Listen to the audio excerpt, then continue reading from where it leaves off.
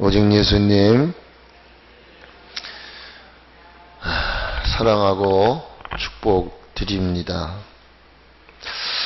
예수님을 닮아감에 있어서 우리가 그 최고봉이 뭐냐 하면은 그리스도의 장성한 분량에까지 이르러야 된다는 거예요. 근데 우리가 교회 안에 보게 되면 이 그리스도의 장성한 분량에 이르지 못했기 때문에 도중에 갈등하는 이들이 많아요.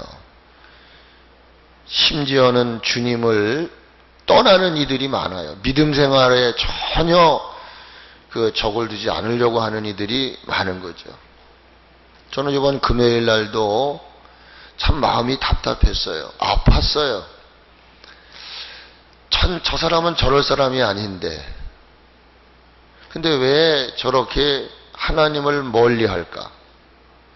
그런 거를 보면서 신앙생활도 내 힘으로 하는 게 아니구나.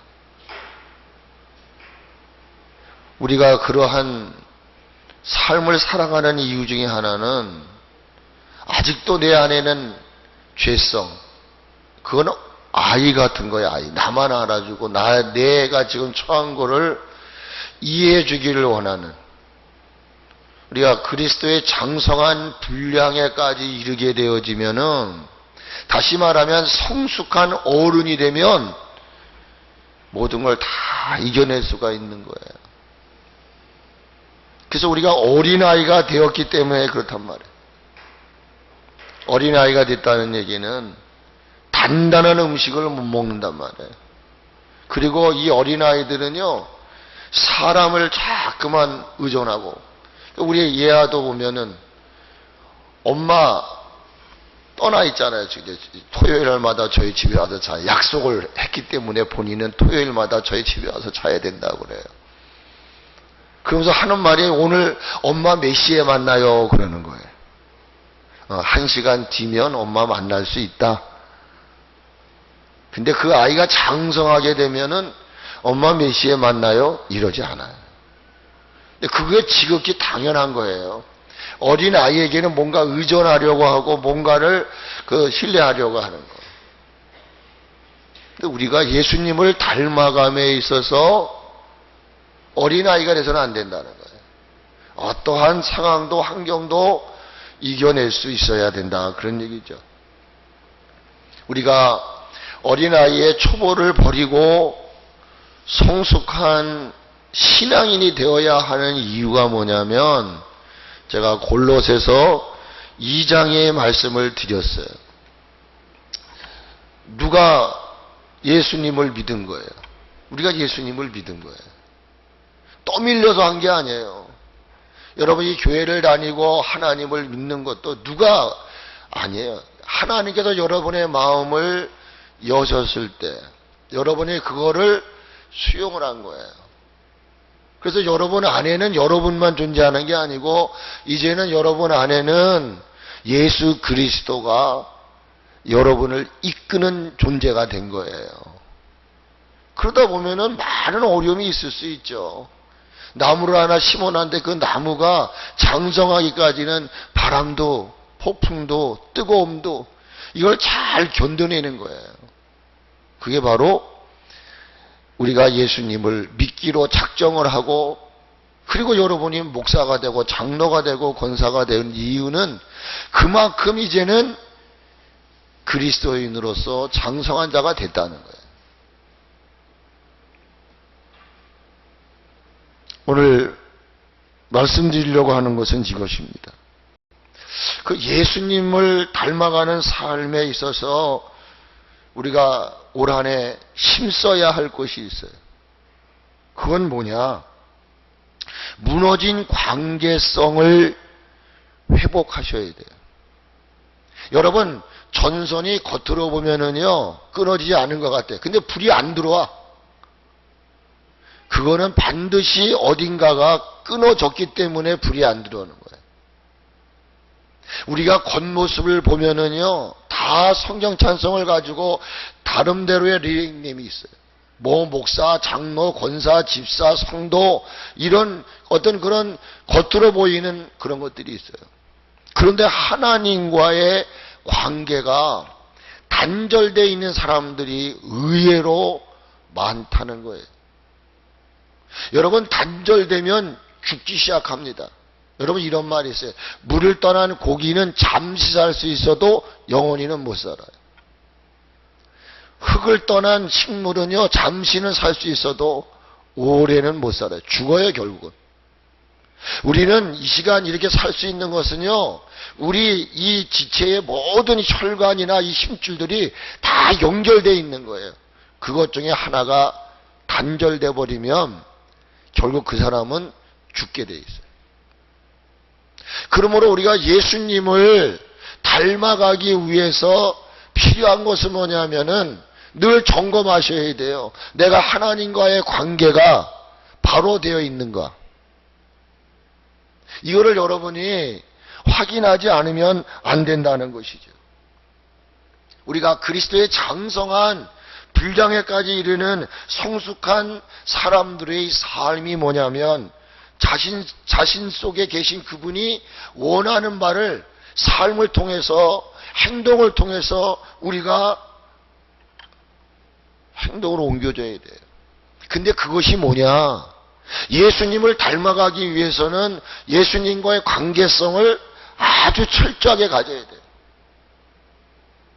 내가 교회를 다니는데도 예수님과 관계가 없다면, 내가 하나님을 믿으면서도 영적인 일에 관계가 없다면, 관심이 없다면 그는 예수님을 닮아갈 수가 없어요. 제가 지금 허리가 안 좋아서 내가 허리가 아프다 그랬더니 우리 식구가 넌지시 하는 말이 얘한테 뭐라 그랬을까요? 얘야, 할아버지를 중에서 기도 좀 해줘라. 할아버지가 허리가 아프댄다. 그러니까 이놈이 뭐 그 스마트폰을 보다가 벼랑간에 기도를 하더라고요. 근데 내가 웃었어요. 하나님, 우리 할아버지 허리가 구멍이 났는데요, 그 구멍 난 걸 메꿔주셔서요 설교를 잘하게 해주세요. 내가 그냥 아멘 했어요. 그랬더니 우리 식구가 한 수 뜬다는 말이, 당신이 믿기만 하면 돼요. 이제 저렇게 기도해. 그건 내가 뭘 얘기하려고 그러느냐, 만일에 우리가 불교의 가정이었다고 생각하자고요. 무신론 그런 가정이었다고 생각하면 그 아이에게 엄마가, 아빠가, 할아버지, 할머니가 아프니까 기도해달라고 하는 얘기를 했겠어요? 우리가 그리스도를 닮아가기 위해서는 내 삶 속에서 그리스도와 관계된, 그리스도와 밀접한 그런 것들을 생활화해야 된다는 거죠. 근데 난 예수를 믿는다고 그러는데, 하나님은 나의 아버지라고는 그러는데, 나는 교회를 다닌다고는 그러는데, 그 삶 속에는 예수님 믿는 사람의 자태가 없어요. 삶이 없다는 거예요. 그럼 이 말은 뭐냐? 인정할 건 인정을 하셔야 돼요. 내가 성숙하지 못함으로 인해서 무뎌졌던 것들, 하나님과의 관계성과 하나님과의 그 밀접한 모든 것들에 대해서, 무뎌진 것들에 대해서 여러분 인정을 하고, 그 무너졌던 것들을 다시금 회복하려고 하는 몸부림이 있어야 된다는 거죠. 우리가 지난해 어떻게 내가 하나님과의 관계가 맺어졌는가, 하나님과 닮아감에 있어서 부족했던 것은 뭔가, 이걸 점검하지 않고 여러분이 오늘도 그냥 그대로 작년과 같은 그대로의 모습을 가진다면 여러분은 그 자리에만 있는 게 아니에요. 더 도태해요. 그러므로 내가 성숙하지 못함으로 인해서 하나님과의 관계가 무너지고 영적인 일에 무뎌진 것들을 그냥 그대로 안고 갈 거냐 이 말이에요. 그러면 안 된다는 거죠.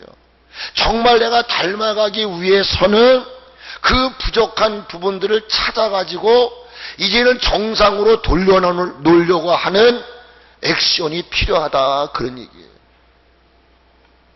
하나님과의 관계, 이웃과의 관계를 바로 세우는 이 몸부림이 여러분 남은 생애 속에 저는 있어질 수 있기를 주의 이름으로 축복을 드립니다. 제가 금요일마다 전하는 말씀 중에 어떤 신이 진짜인가, 어떤 목사가 진짜인가, 어떤 그리스도인이 진짜인가, 진짜 같은데 가짜가 있고 가짜 같은데 진짜가 있단 말이에요. 그래서 과연 어떤 신이 진짜냐? 네가 믿는 신이 진짜냐? 내가 믿는 신이 진짜냐? 이 진짜와 가짜를 구분하기 위해서 제안을 했어요. 우리 각자 신뢰하는 믿음의 대상의 신을 한번 부르자. 그래서 만일에 그 부름에 응답을 주는, 근데 불러 응답하는 그 신이 진짜다, 이 말은 내가 진짜 신앙이다는 얘기예요. 내가 울부짖었는데도 그 응답이 없으면 신이 잘못됐든지 그가 잘못됐든지, 그가 잘못됐든지 신이 잘못됐든지. 그런데 여러분, 참은 그도 참이고 나도 참이고 나도 참이고 그도 참이에요. 뭔지 이해가 되세요? 내가 진짜 신앙이라면은 하나님은 진짜 구체적으로 역사하실 거라고요. 근데 내 신앙이 그냥 이 거푸짐 같은 이런 신앙이라면, 진실이 아니라면 그분도 내 기도를 듣질 않아요. 그래서 이 엘리야는 자신과 하나님과의 무너진 관계성을 회복하기 위해서, 저는 나름대로 이런 자신의 삶을 점검해 보는 거예요. 늘 매사에 믿음이 없어서 내가 머뭇거렸던 삶, 그리고 늘 기회만을 엿보며 행동했었던 자신의 삶을 회개하면서 상상할 수 없는 일들을 일으키죠. 불가는 전혀 상극인 돌, 물을 쏟아붓고 번제물 같은 거에, 당연한 거에 제사를 드리니까. 그런데 그가 하나님을 찾을 때 하나님은 거짓된 하나님이 아니셨고 엘리야도 거짓된 신앙인이 아니었기 때문에 하나님은 역사를 하시는 거예요.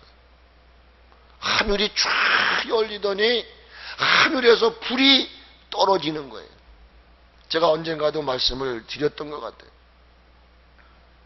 저는 이 말씀을 보면서 나부터 하나님과의 관계를 다시 정립하자. 자가당착에 빠져있으면 큰일 납니다. 지금 여러분, 우리가 살고 있는 이 세상은요, 마지막을 향해 가고 있어요. 저 지금 미국의 텍사스 쪽인가요? 한파가 불고요, 태풍이 불고요, 토레이도가 불어가지고 제가 금요일날 30명인가가 죽었다는데 40명이 죽었대. 지금 많은 유튜브에서는 이거는 지금 이거 있을 수 없는 일이 일어나고 있는 것이다. 여러분, 지금 코로나19가 문제가 아니에요. 그게 이제 종식되어지면 변종된 것이 또 지금 전 세계를 강타할 것입니다. 우리나라도 한두 명에다 100여 명으로 넘었대요. 앞으로 우리가 살아가야 할 날은 지금보다 더하면 더했지 순조롭지 않아요.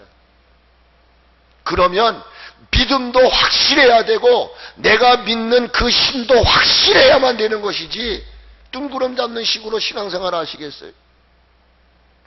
그래서 우리가 먼저 무너진 하나님과의 관계성을 회복을 해야 되는데 힘써야 할 것 중에서 먼저 하나님과의 관계성을 점검하는 좀 시간이 됐으면 좋겠다는 거예요.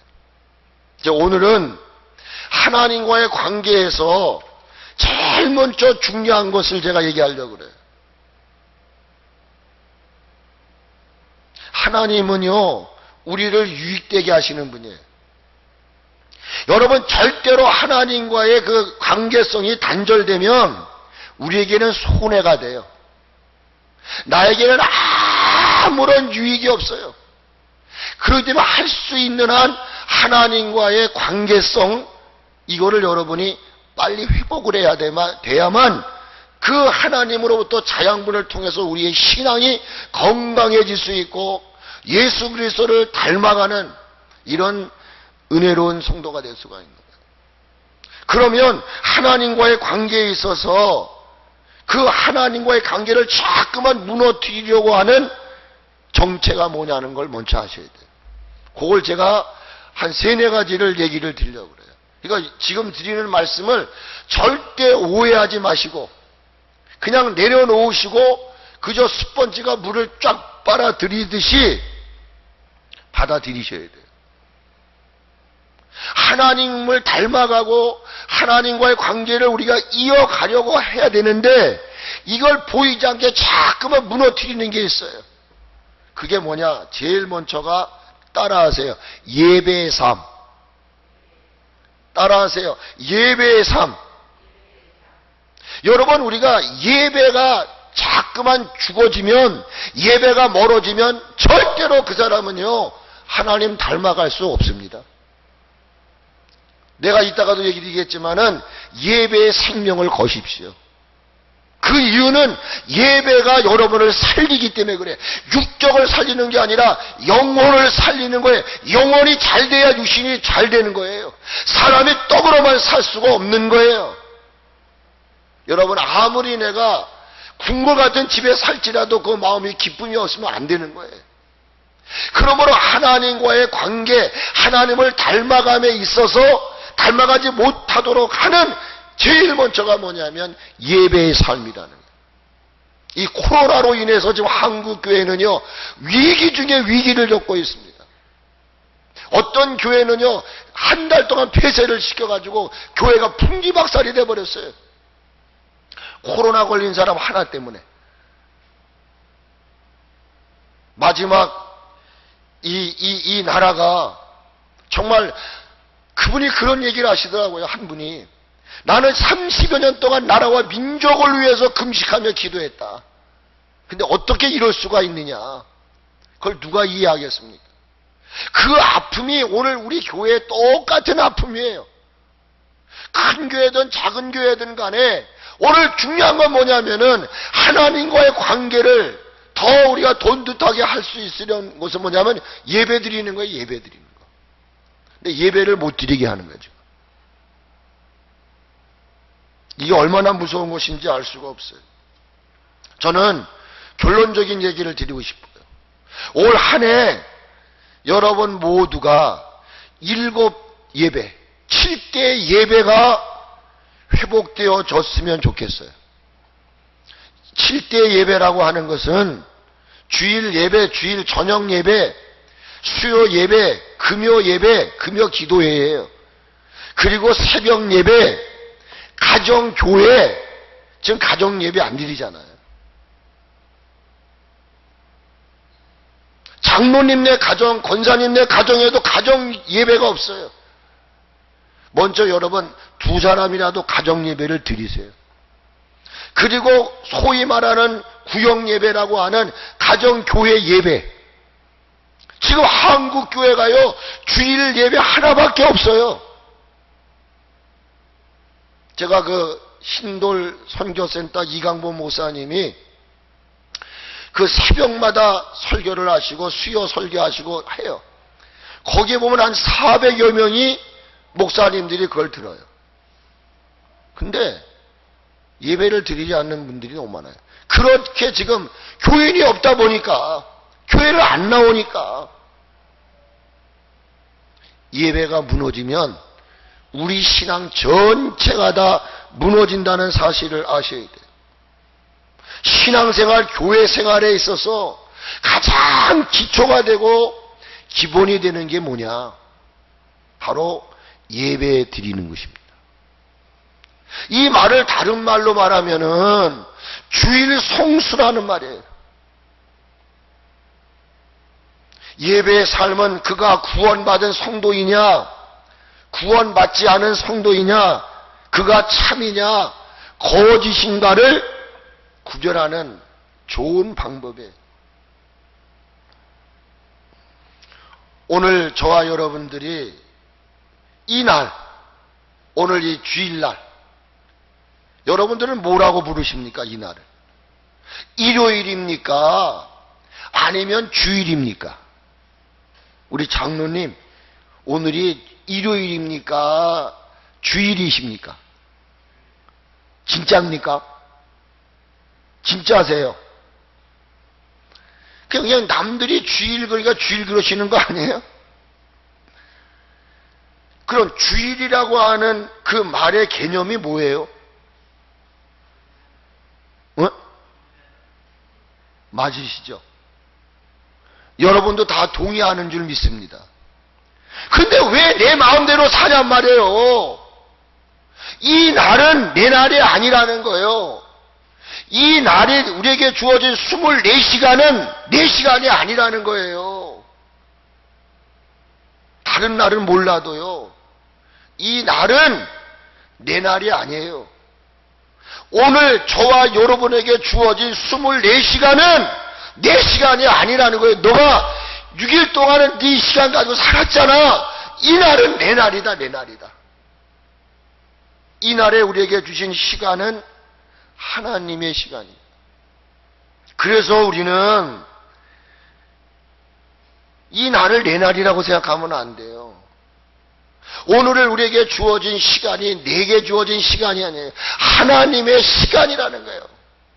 이 주일날은요, 대통령이 명한 게 아니에요. 어떤 국무총리가 아니, 어떤 목사가 오늘은 주일이니까 예배드리러 와라! 아니에요. 분명히 성경에 누가복음 6장 5절에 보니까 또 이르시되, 같이 하세요. 인자는 안식일에 뭐라고요? 주인이다 그랬어요.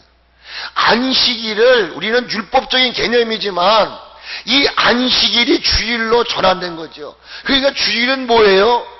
예수 그리스도께서 죄와 허물로 죽었던 저와 여러분을 십자가에 못 박혀 죽으시고 부활 승천하신 날이 주일날이에요. 그래서 지금 우리는 안식일을 지키는 게 아니에요. 우리를 죄악 가운데서 구원해 주시고 천국의 소망을 주신 그 하나님을 감사하며 예배하는 날, 그 주님을 기념하며 축하하는 날이 주일날이에요, 주일날. 이 날을, 오늘은 나를 위한 날이라고 정하신 분이 누구냐? 하나님이시라는 거예요. 그러므로 주일은 각자 내게 어떤 날인가? 하나님을 기쁘게 해드려야 돼. 이 장로님이 팔순이 되셨어. 그날은 장로님의 날입니까? 자녀들의 날입니까? 장로님의 날이에요. 그러면 온 자녀들은 그날 아버님의 그 팔순을 축하하고 즐겁게 해드려야 되는 거예요. 근데 이것 때문에 말이에요. 자식들이 다 이거 신경 안 되죠. 주일은 주님의 날로서 이 날은 내 마음대로 사용하는 날이 아니란 말이에요. 이 날은 오직 나를 구원하시고 나에게 천국의 소망을 주신 오직 주님만 기쁘게 해드리는 날이 돼야 된다, 그 얘기예요. 그래서 이사야 58장에 보면은 두 단원이 나와요. 안식일에 대한 말씀과 후반에는 금식, 흉악한 결복을 푸는 게 금식에 있다 그랬어요. 58장 아주 소중한 말씀이 있어요. 근데 그 말씀 가운데 13절에서 14절을 보게 되면 안식일날 어떻게 해야 되는가를 이야기하고 있단 말이에요. 이사야 58장 13절에서 14절을 읽어보니까 만일 안식일에 내 발을 금하여 내 성일의 오락을 행하지 아니하고 안식일을 일컬어 즐거운 날이라 여호와의 성일을 존귀한 날이라 하여 이 일을 존귀하게 할 때, 잘 들어보세요.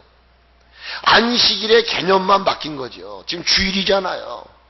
그건 주일날, 안식일날이라 하는 거지. 이렇게 자꾸만 궤변을 부리면 안 돼요. 주일날을 여러분이 어떻게 지켜야 되느냐? 여러분의 발을 금해서 그 발이 오락을 추구하는 먹고 마시고 춤추는 이런 곳으로 가서는 안 된다는 거예요. 그리고 이 날은 즐거운 날이다. 이 날은 성일이고 존귀한 날이다. 그래서 그 날을 존귀하게 구별하여 드리게 되면 하나님은 어떻게 우리에게 복을 내리시냐 그 말이에요. 여러분 이사야 58장 14절 14절에 보니까 놀라운 축복을 주시는 거예요. 즐거움을 얻게 될 것이고 네가 높은 곳에 올림을 받게 될 것이고 네가 야곱의 복을 받아서 먹고 살 것이다 이렇게 얘기를 했어요. 야곱의 복, 야곱에게 주신 기업을 네가 받아서 이 땅 살아가는 동안 배고픔이 없을 것이다. 그게 이사야 58장 13절에서 주시는 14절까지 주시는 말씀이에요. 그러므로 안식일은 여호와께서 창조주이신 그분의 날이에요. 여러분들이 이 안식일의 개념을 자꾸만 율법적으로만 생각하지 마시고 저는 이 안식일은 주일로 바뀌었다. 그래서 감사하는 마음으로 어떻게 하면 그분을 존귀케 해드릴 수 있을까? 여기에 여러분들이 마음을 다 쏟게 되면 하나님은 여러분들을 즐겁게 해주시겠다는 거예요. 여러분 올 우리 교회가 예배를 승리하시되 특별히 주일을 잘 성수하셔서 여러분의 가정에 즐거움이 기쁨이 넘치는 은혜가 있기를 축복합니다. 높은 곳에 올린다. 이 높은 곳에 올린다는 말은 뭐예요? 그날은 존귀한 날이다. 그리고 너희 발을 금하여 오락을 행하지 아니하고 사사로운 말을 하지 아니하고 왜? 그냥 너무나 존귀한 날이니까. 오락을 금하고 사사로운 말을 하지 아니하면 그리고 너희가 즐기려면은 누리려면 예수님 안에서 그리스도 안에서 너희가 즐거움을 누리라. 그럼 네가 즐거울 것이다. 내가 주님을 존귀케 하는 것만큼 하나님은 나를 높이시겠다. 비천한 자를 존귀한 자로 높이시는 방법. 여러분 벌써 존귀한 자가 되신 거예요. 이 자리가 어떤 자리예요? 왕이 계시는 자리예요. 그래서 우리가 참 본받아야 할 것은요, 이 제가 미국에서 배운 게 그거예요. 교회 나올 때 여러분 평상복을 입지도 않아요. 정말 최선을 다해서 최고의 모습을 가지고 교회를 나와요. 그 여러분 보세요. 여러분 이 자리에 와서 있다는 자체가 여러분은 존귀한 자가 된 거예요. 어떤 모임에 내가 거하느냐에 따라서 그 사람의 가치가 달라지는 거예요. 옛날 생각이 나요. 남대문 교회인가 영락교회인가에서 전도를 하는데 이 장로님이 전도를 해오면 되는데 전도를 하려고 생각을 해보니까 대상자가 생각이 안 나더라는 거예요. 그래서 저 서울역에 가가지고 옛날엔 지게꾼들이 많았었대요. 그 지게꾼에게 가가지고 제안을 했대요. 내가 당신이 하루 일싹이 얼마인지는 모르겠지만 내가 일할 싹을 줄 테니까 일요일날 나와 함께 교회를 가자. 그 약속을 했대요. 근데 지게꾼이 뭐 복장이 어떻겠어요? 그래서 그 장로님이 아주 멋진 옷을 하나 사주고 주일날 그를 만나게 됐어요. 그리고 교회 이 앞자리에 앉히게 됐어요. 그는 평생 지게꾼이야. 지게꾼 이랬었어요. 근데 그날 교회를 딱 온대. 양복을 딱 입고 앞에 앉았는데 목사님이 선생님 일어나시지요. 세상에 이 양반이 그냥 확 가버린 거야. 평생 지게꾼이 말이요. 교회를 나오니까 그 많은 사람들 가운데 아무개 장로님이 오늘 전도하신 아무개 선생님 일어나세요. 그러니까 졸지에 지게꾼이 사장님이 된 거야. 무슨 말인지 이해가 되겠어요? 내가 어느 자리에 거하느냐에 따라서 여러분 존귀한 자도 될 수 있고 비천한 자가 될 수 있다는 거예요. 여러분 저와 여러분이 청와대에 초청을 받으면요 가문의 영광이야. 그래서 어떤 분은 그 청와대에 들어가서 찍은 사진을 이 크게 붙여놓는다 그러지 않습니까? 여러분, 오늘 이 자리가 청와대 초청받은 것보다 더 귀한 자리라고 여러분이 여겨야만 된다는 얘기예요. 아멘이세요? 그러면 내가 너희를 존귀하게 해주겠다. 보세요. 전 요즘에 회개하고 있어요. 회개하고 있어요. 괜히 또 여러분 가서 얘기하지 마시고요. 40여 년 전에 철없었을 때, 고등학교 때 정말 우리 약간 비슷비슷한 친구들, 야 임마 너 이거 좀 갖고 와 이랬었어요. 요즘에 막 스포츠 선수들 보니까 철없었을 때 한 행동 때문에 얼마나 지금 어려움을 당합니까? 그래서 저는 주여 침묵하게 하옵소서. 저도 그랬던 사람이잖아요. 그러니까 지금 친구들이 절 보고 그런다고요. 야, 네가 목사가 됐어. 아주 부러워해. 부러워할 것도 아닌데. 그러니까 내가 목사가 됐다고 그러니까 그 사람들은 참 하나님은 살아계신 것 같다. 내가 널 보니 하나님은 살아계셨다는 거예요. 그게 뭘 얘기하는 거예요? 그만큼 여러분의 그 위치와 존재를 존귀하게 해주시겠다는 거예요. 그리고 여기 뭐라고 말하냐면 야곱의 유산으로 먹고 살게 해주겠다 그랬어요. 우리말 성경을 여러분에게 읽어드릴게요. 그 14절의 말씀, 그러니까 우리가 지금 이 이사야 58장 13절 14절에 보게 되면은 그렇게 얘기를 했죠. 내 조상 야곱의 기업으로 기르리라 여호와의 말씀이다 이렇게 되어 있어요. 근데 우리말 성경은 어떻게 기록을 하고 번역을 했나 들어보세요.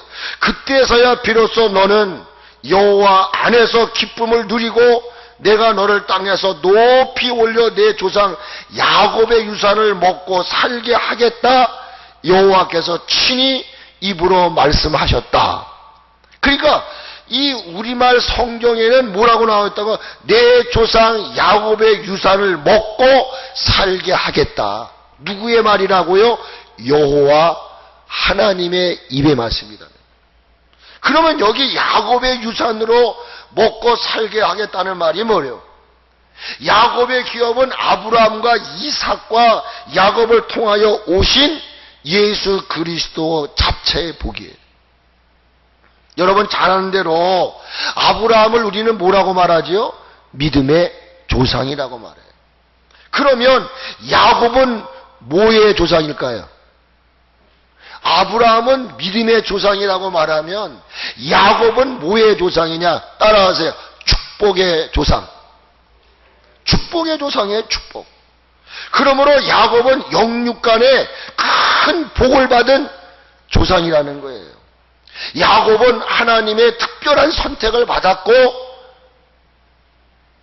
하나님의 복을 받되 다자한 복을 받았어요. 다자한 복. 자녀가 많게 하시는 복을 받았어요. 우리 장정희 집사님 가정에 보니까 아이고 두 분이서 7 남매를 낳았어요. 그 손자들까지 보니까 굉장하더라고요. 전 지금도 가장 부러운 게 뭐냐면요, 형제자매 많은 게 부러워요. 다자한 복을 받았다 그랬어요. 그리고 물질의 복을 받아 거부가 되었다 이렇게 말해요. 창세기 30장 43절에 보니까 이에 그 사람이 매우 번창하여 양떼와 노비와 낙타와 나귀가 많았더라. 누가? 야곱이. 야곱이 이러한 복을 받을 수 있었던 그 능력이 뭘까요? 비결이 뭘까요? 임마누엘인 거예요. 하나님이 그와 함께 하셨어요. 이삭도 마찬가지예요.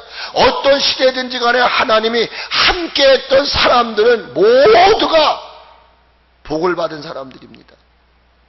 바라기는 여러분 개인적인 삶 속에 정말 하나님이 함께 해주시는, 여러분이 어떤 일을 만나든지 어떤 상황에 처하든지 간에 살아계신 하나님이 여러분과 함께 하심으로 말미암아 복을 누릴 수 있기를 바랍니다. 그러므로 야곱의 그 기업이라고 하는 것은 뭘 말하냐? 바로 하나님께서 야곱에게 주신 복을 얘기하는 거예요. 여러분 성경을 잘 보세요. 창세기 28장을 보게 되면 야곱이 홀로 하란 아비의 집을 떠납니다. 그래서 밧단 아람이라고 하는 외산점댁으로 길을 향해서 가요.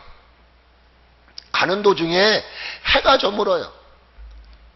그러니까 얼마나 또 개인적으로 무섭겠습니까? 근데 그 개인적으로 길을 가다가 밤이 되니 잠을 잘 수밖에 없죠. 그래서 어느 곳 한 곳에다가 잠을 자고 있는 거예요. 그런데 그때 하나님이 그에게 나타나셔요. 저는 그렇게 생각해 봤어요. 막 마음에 두려움과 불안함이 왜 없었겠어요? 그런데 그때 하나님이 그에게 나타나셔서 하시는 말씀이 있었어요. 그게 뭐냐? 내가 너와 함께 있어. 내가 어디로 가든지 너를 지키며 너를 이끌어 이 땅으로 돌아오게 할지라. 내가 내게 허락한 것을 다 이루기까지, 내가 너에게 허락한 것을 다 이루기까지 같이 한번 합시다. 너를 떠나지 않겠다. 그 들에서 잠을 자는데 하늘에서 사자들이 오르락 내리락 거리는 그 순간 하나님이 그게 딱 나타나시는 거예요. 내가 너에게 허락한 것이, 약속한 것이 다 이루어질 때까지는 내가 너를 떠나지 않겠다. 그게 바로 뭐예요? 야곱의 기업인 거예요. 야곱에게 주신 복이에요. 바로 그게 뭐냐? 우리가 이런 야곱이 주신 기업을 받아서 우리가 먹고 살게끔 하기 위한 것이 하나님의 것입니다. 그러기 위해서는 어떻게 해야 되냐? 신앙생활을 잘해야 된다는 거예요. 하나님이 늘 우리와 함께 하시기 위해서는 신앙생활을 잘하셔야죠. 그러면 신앙생활을 잘한다고 하는 얘기는 주일성수를 잘한다는 얘기예요. 주의를 꼭 지킨다는 얘기예요. 어떠한 일이 있어도 주의를 지킨다는 거예요. 주의를 지킨다는 말은 뭐예요? 예배 드린다는 거예요. 한 인생이 하나님을 향해서 예배를 드린다는 것은, 같이 한번 합시다. 하나님을 사랑한다는 행위다. 믿어주세요. 같이 하세요. 예배는 사랑이다. 예배는 사랑입니다. 사랑. 즉 다시 말하면 하나님께 내가 예배를 드린다는 것은 하나님을 내가 그만큼 사랑하고 있다는 얘기예요. 한번 말씀드린 적 있을 거예요. 제가 기도원 올라갔을 때, 이 교회를 지을 때 올라갔더니 주님이 첫 번째 주시는 말씀이, 나의 힘이 되신 여호와여, 내가 주를 사랑하나이다. 네가 사랑하는 건 뭐냐? 하나님이냐? 네가 사랑하는 건 뭐냐? 물질이냐? 사랑하는 거에 마음이 가게 돼 있는 거예요. 나의 힘이 되신 여호와여, 내가 주를 사랑합니다. 여러분, 예배는 사랑입니다. 사랑. 예배는 반드시 대상이 있어야 된다는 말이에요. 우리는 이 시간 허공을 치는 것이 아닙니다. 우리가 이곳에 와서 예배 드릴 때 여러분 저에게 예배 드리는 겁니까? 아니잖아요. 예배에는 반드시 대상이 있어야 된다는 거예요. 어떤 대상을 향해서 예배를 드리냐 이 말이에요. 오늘 내가 하나님을 대상한다는 얘기는 내가 하나님을 그만큼 사랑한다는 거예요. 바로 저와 여러분의 그 예배의 대상이 누구냐? 영원무궁하신 사랑으로 우리를 사랑해 주셨던 하나님이신 줄로 믿습니다. 우리가 하나님 앞에 이 날을 거룩하게 구별해서 예배를 드리는 이유는 내가 그분께로부터 지음을 받았기 때문에 그래요. 이거는요, 이 세상 모든 인간들이 다 해야 할 일이에요. 하나님께 지음받은 모든 피조물들은 그분을 영화롭게 해드려야 돼요. 근데 그 인간이 죄로 인해서 하나님과의 관계가 단절돼 버렸어요. 그래서 이 단절된 하나님과의 관계를 회복시키는 날이 바로 오늘이라는 거예요. 이날 우리는 주님의 전전에 나와서 나를 위해 인간의 몸으로 이 땅에 오셔서 십자가에 달리시고 무덤에 장사 지내고 그가 부활하시고 승천하시면서 내가 다시 오마 하신 그 하나님을 우리가 앙망하는 그 자체가 예배하는 거라는 거예요. 그러니까 오늘도 우리는 이 시간 주님이 오실 수도 있다는 걸 여러분 믿으셔야 돼요. 그러므로 말씀을 제가 마무리 지면서 하나님이 가장 기뻐하시는 삶은 뭘까요? 자신의 존재, 가치. 내가 왜 이 땅에 존재하는가? 이것을 인식하고 그 목적을 위해서 기꺼이 값을 지불할 수 있는 거. 그럼 뭐예요? 아, 오늘은 내 날이 아니라 하나님의 날이다. 이 날은 하나님을 기쁘게 하시는 날이다. 근데 하나님이 기뻐하는 건 뭐냐? 예배보다 더 기뻐하는 거 없어요. 그렇다면 내가 하나님을 기쁘게 해드리는 이 예배를 드리기 위해서는 생명을 요구한다면 내 생명이라도 드리겠다. 여러분, 귀한 곳에는요, 자기를 드릴 수 있는 그런 결단이 없이는 절대 이루어질 수가 없는 거예요. 그래서 예수님은 우리를 사랑하셨기 때문에 자신의 몸을 십자가에 내던지신 거예요. 오늘 저와 여러분들이 하나님을 위해서 기꺼이 자신의 물질이든 생명이든 시간이든 간에 그분을 기쁘게 해드리기 위해서 내놓을 수 있는 그런 성숙한 하나님의 사람들이 되시기를 바랍니다. 그게 바로 뭐냐? 예배라는 거예요. 여러분 잘 아시죠? 여러분 지금 어떤 예배를 드리고 있습니까? 지금 많은 이들이 집에서 이 온라인 예배 드려도 된다? 아닙니다. 대면 예배를 지금 허락했어요, 정부에서도. 몇 프로가 됐지만은. 그래서 어떤 교회에서는요, 하루 종일 예배를 드린대요. 구분해가지고. 함께 다 모일 수가 없으니까. 어쨌든 살리기 위해서. 저는 그렇게 하라면 하겠어요. 오늘 그리심의 예배. 예루살렘의 예배가 아니에요.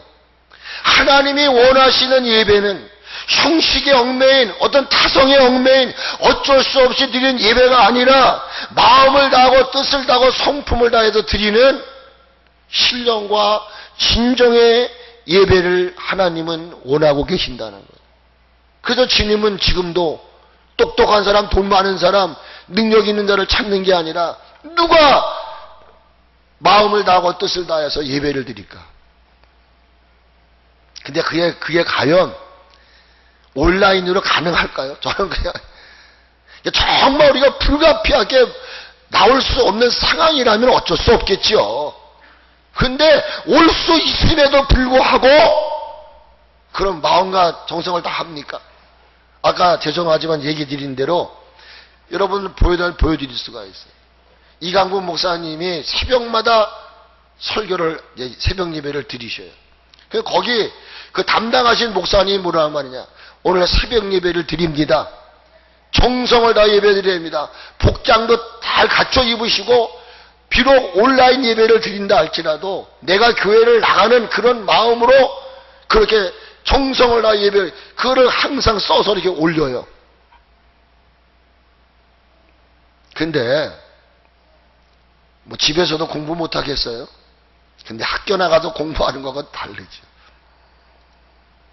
여러분 잘 아는 요한복음 4장 23절 24절에 말씀 잘 아시죠? 오늘 저와 여러분 모두가 매 예배를 통해서 하나님과 접촉하는 은혜가 있기를 축복합니다. 오늘도 이 시간 제가 좀 부족하지만 이곳에 운행하시는 그 하나님을 통하여 여러분들이 접촉을 통해서 병든 자는 병에서 나음을 얻고 삶의 모든 문제에서 해결함을 얻는 그런 은혜가 있기를 주의 이름으로 축복합니다. 접근이 아니라 접촉. 내가 옷자락이라도 만져서 오늘 내가 은혜를 입겠다. 우리 한번 몇 마디 외치고 마칩시다. 예배는 하늘의 문을 여는 열쇠다. 예배는 하나님을 기쁘시게 하는 유일한 통로다. 따라하세요. 예배자의 삶이 먼저이고 축복은 그 다음이다. 마지막 같이 한번 진짜 외쳐보세요. 예배자로 사는 것이 행복한 삶이다. 같이 한번 여러분 고백합시다. 예수님, 나는 행복합니다. 예배 드리는 자체가 행복이라고 느껴지신다면 여러분 올 한 해 지금부터라도 예배 승리자가 되셔서 하나님께로부터 즐거움을 얻으시고 존귀한 자들이 되시고 야곱이 주시는 복을 누리면서 승리의 삶 사시기를 축복합니다.